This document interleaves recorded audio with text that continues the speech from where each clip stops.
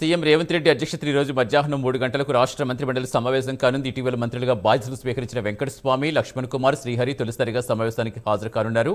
ప్రధానంగా నీటిపారుదల శాఖ ప్రాజెక్టులపై చర్చించే అవకాశం ఉంది. గోదావరి బనకచెర్ల ప్రాజెక్టు అడ్డుకోవడంపై ఇటీవల ఢిల్లీలో కేంద్ర మంత్రులు కలిసి తెలంగాణ వాదన వినిపించిన నేపథ్యంలో కేబినెట్ భేటీలో చర్చించి కీలక నిర్ణయం తీసుకునే అవకాశం ఉన్నట్టు తెలుస్తోంది.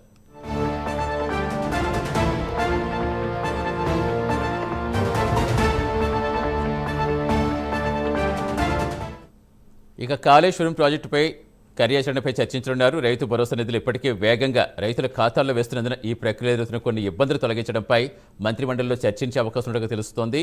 ఇక ఇందిరమ్మ ఇల్లు, రేషన్ కార్డులపైన చర్చించే అవకాశం ఉంది. పూర్తి సమాచారం ఇచ్చేందుకు మా కరెస్పాండెంట్ చందు జాయిన్ అవుతున్నారు. Good morning Chandu. సో ఇంకా ఏ అంశాలపై వేళ భేటీలో చర్చించే అవకాశం ఉంది?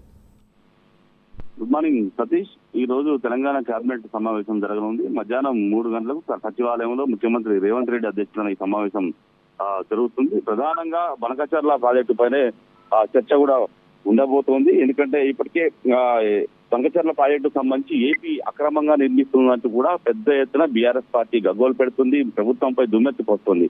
ప్రభుత్వం పట్టించుకోవడం లేదంటూ కూడా వాదిస్తుంది. ఈ నేపథ్యంలోనే ఖచ్చితంగా బనకచెర్ల ప్రాజెక్టును అడ్డుకోవాలని కూడా రాష్ట్ర ప్రభుత్వం భావిస్తుంది. 2 రోజుల క్రితం ఢిల్లీలో రేవంత్ రెడ్డి చిట్చాటుగా మాట్లాడుతూ ఏపీతో చర్చలు కోరుకుంటున్నాం, పేచీలు కోరుకోవడం లేదు, చర్చలు సంప్రదింపుల ద్వారానే నీటి సమస్య పరిష్కరించుకోవాలి అని చెప్పారు. అందుకోసం ఇరు రాష్ట్రాల ముఖ్యమంత్రుల సమావేశం కూడా కావాలనే అంశంపై ఈ రోజు కేబినెట్ లో చర్చించే అవకాశం కనిపిస్తుంది. అంతకు ముందే ఇరు రాష్ట్రాల ఇరిగేషన్ మంత్రులు కూడా సమావేశం కావాలనే అంశం పైన కూడా కేబినెట్ లో చర్చ ఉండే అవకాశం కనిపిస్తుంది. ముఖ్యంగా పోలవరం బనకచెర్ల ప్రతిపాదనను ఏపీ ప్రభుత్వం ముందుగా తెలంగాణ దృష్టికి తీసుకురాలేదు. నేరుగా కేంద్రానికి చంద్రబాబు ప్రతిపాదన అందించడంతోనే సమస్య ఏర్పడిందని కూడా రాష్ట్ర ప్రభుత్వం భావిస్తోంది. ముఖ్యంగా పోలవరం గోదావరి వరద జలాలను ఏపీకి తరలించడానికి బీజం వేసింది 2016లో. అప్పుడు బీఆర్ఎస్ ప్రభుత్వమే కేసీఆర్ ఆమోదం తెలిపిన తర్వాత అప్పుడు చంద్రబాబు నాయుడు ప్రభుత్వం వరద జలాలను తరలించడానికి 2 జీవోలను విడుదల చేసింది అంటూ కూడా ఇప్పటికే రాష్ట్ర ప్రభుత్వం వాదిస్తా ఉంది. ముఖ్యంగా అయితే బనకచెర్ల ప్రాజెక్టుపై ఎలా ముందుకెళ్లాలి అనే అంశం పైన ప్రధానంగా చర్చిస్తున్నారు. ఒకవేళ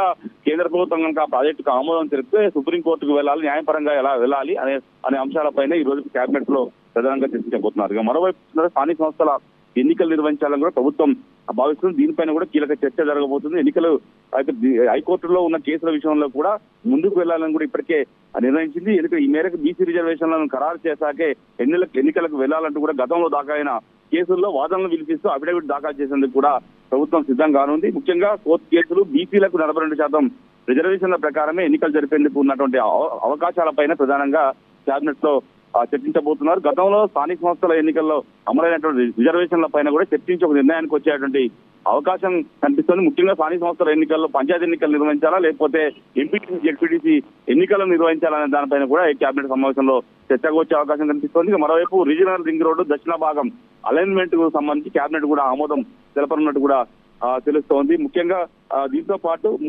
కాళేశ్వరం కమిషన్ లేఖ రాసింది రాష్ట్ర ప్రభుత్వానికి. ఇప్పటికే రిప్లై కూడా ఇచ్చింది.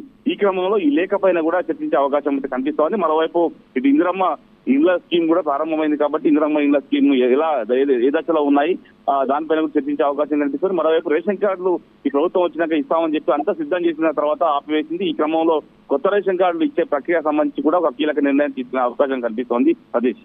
Right, thank you Chandu.